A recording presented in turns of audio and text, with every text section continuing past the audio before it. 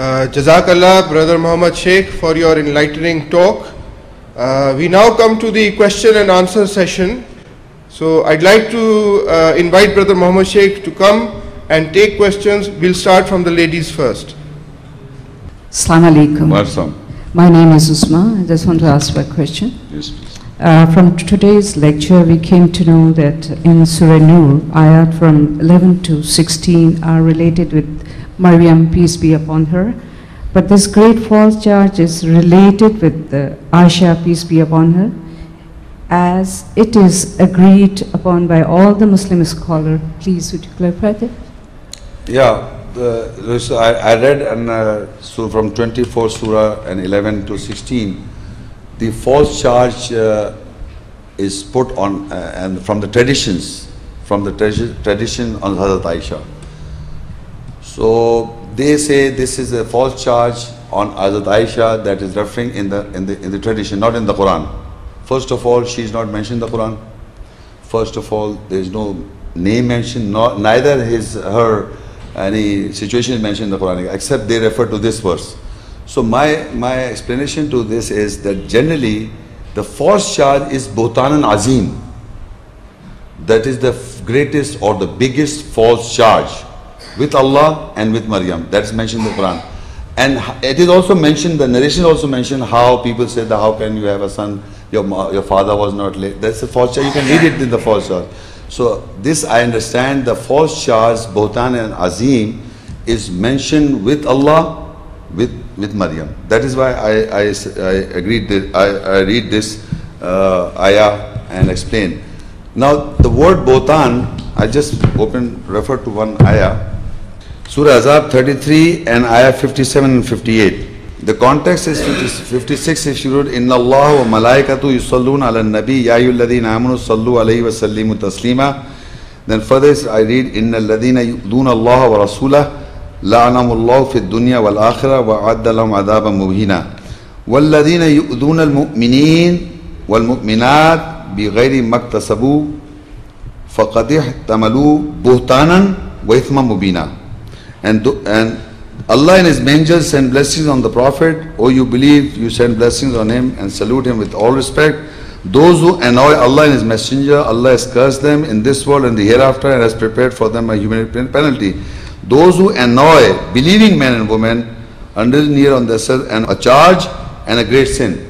Now Buhtan word is used in the Arabic, فَقَدْ احْتَمَلُوا بُهْتَانًا وَإِسْمًا مُبِينًا. And further if you read, it refers to Ya ayyuhan Nabi kulli azwajika wa banatika wa nisa'il mu'minin, yudnina alayna min jalabibinna dhalika anna yu'afna fala yudain kana Allahu ghafurur rahima. So Buhtan word is used for believing women, that a charge can be put. But Buhtan and Azim, the Buhtan means false charge, but the biggest false charge, can anyone imagine a false charge beyond what involving Allah Almighty and on Maryam, peace be upon her? That is the biggest false charge. So the narration in Surah 24, Nur 11 that you're referring to, is if you read the context and the text and you analyze that Buhtan Azima is used for Maryam, peace be upon her, you can understand that. But if you say it's in the tradition with Hazrat Aisha, there is no mention in the Quran, her personality is not mentioned, neither this false charge is attributed to her is not mentioned in the Quran at all. Assalamualaikum. I'm Mrs. Tausif. What are the other proof in the Quran to establish the point that Isa, Jesus, has no father? Okay, you see the ayahs I have read, there are few other, the people still argue, so she's asking that what are the other proofs in the Quran that she did not have a father, or Maryam, she did not have a husband, or Maryam did not have Jesus did not have a father. That's the issue. You see, if you look, Surah At-Tahrim 66:10, ضرب الله مثل الذين كفروا امرأة نوح وامرأة لوط كانتا تحت عبدين من عبادنا صالحين فخانتاهما فلم يغنيا عنهما من الله شيئا وقيل ادخلا النار مع الداخلين. Allah strikes an example for those who reject.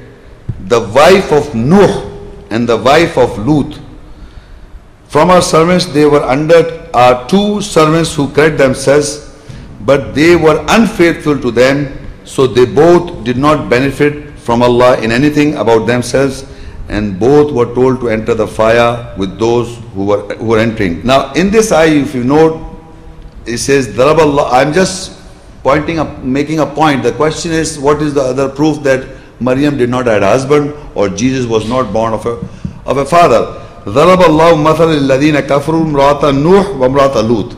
Here in the Quran Allah says that the wife of Nuh and the wife of Lut is mentioned. The rest is they were righteous, they were unfaithful to the husbands, and then they entered into the fire. This is an information. But the wife of Nuh is mentioned and the wife of Lut is mentioned. And if you further read, وَضَرَبَ اللَّهُ مَثَلًا لِلَّذِينَ آمَنُوا امْرَأَةَ فِرْعَوْنَ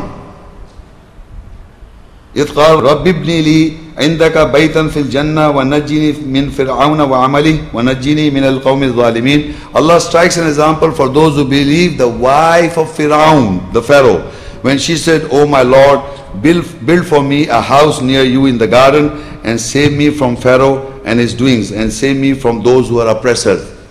Again, if you note in this ayah, for the rejectors, the wife of Fir'aun is mentioned.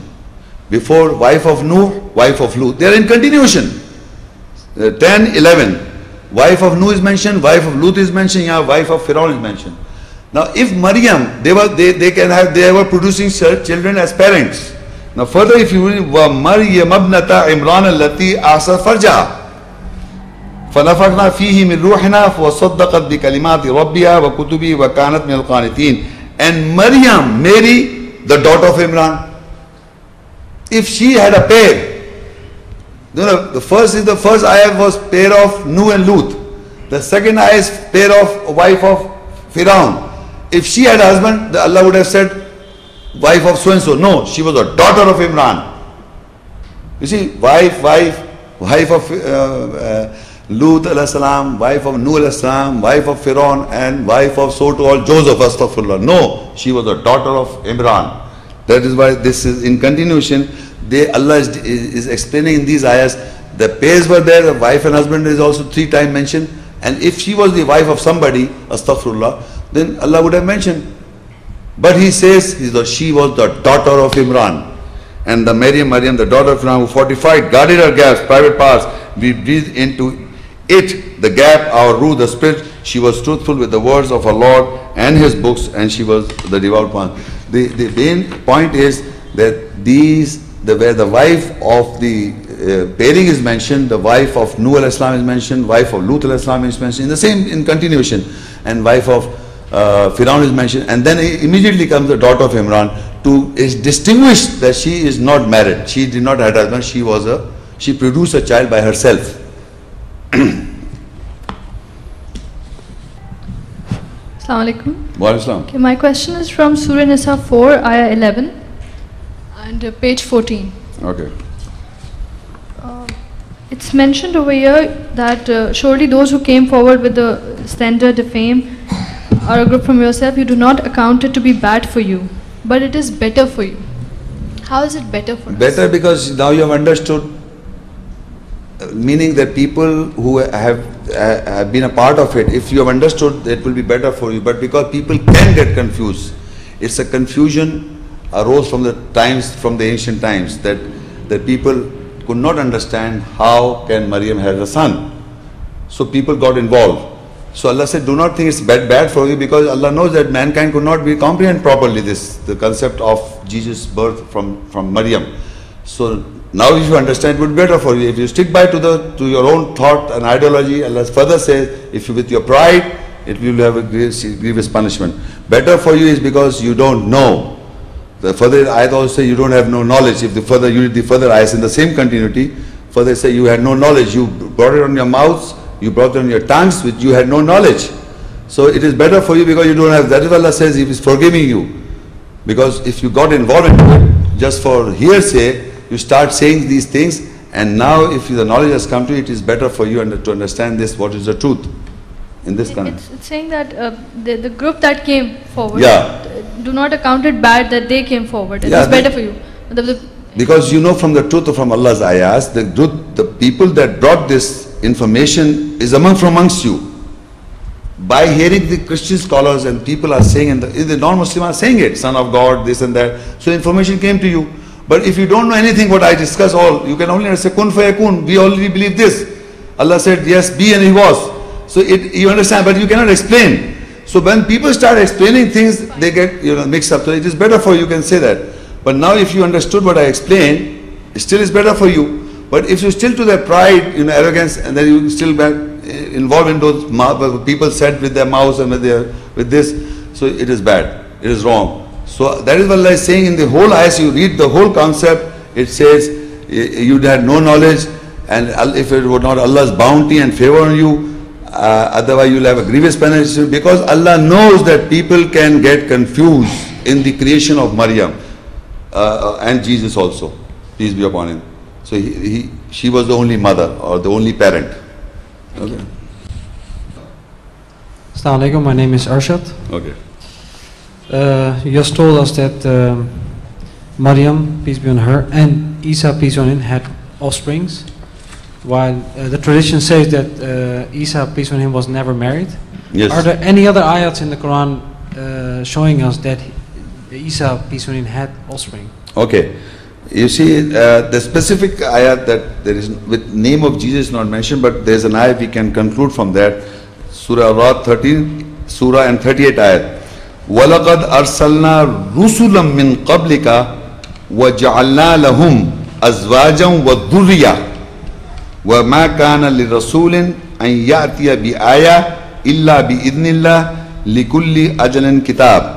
And without doubt from before you we sent messengers, and we made for them wives and offsprings, progenies, and it is not for any messenger that he comes with an ayah, a sign, except with the permission of Allah. There is a book for every appointed time. In this ayah, if you will note, the messenger is used in plural, and it is addressed to Muhammad, peace be upon him. وَلَقَدْ أَرْسَلْنَا رُسُلٌ مِّن قَبْلِكَ. The messengers came before you, refer to Muhammad, peace be upon him, that messengers came before you, and Isa, peace be upon him, was before Muhammad, peace be upon him. That's what the Quranic understanding is. So the messengers came before you, that is Muhammad, peace be upon him, before. وَجَعَلْنَا لَهُمْ, and for all of them, azwaj. They had wives, وَذُرِّيَّةً. So they had offsprings. So Jesus, peace be upon him, is included. We cannot exclude Jesus, peace be upon him. Before Muhammad, peace be upon him, Jesus, peace be upon him, came, and the rest of the messengers came, and Jesus had wives and offsprings.